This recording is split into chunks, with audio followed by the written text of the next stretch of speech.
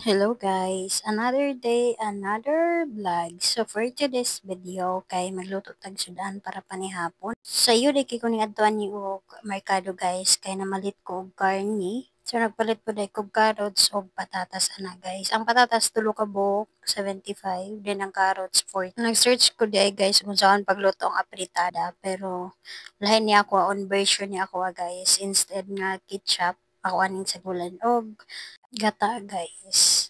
So sa akong pag-search ato guys, nakita na ako nga giguna nila gisa ang patatas o carrots. So mo to ako lang pud siyang gisunod.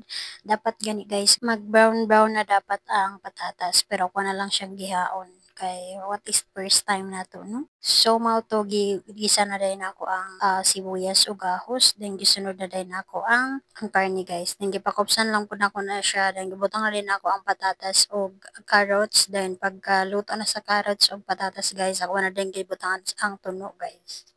So gitimplahan, so lamig ka siya guys, try ninyo. So that would be all guys. Thank you so much for watching. Bye!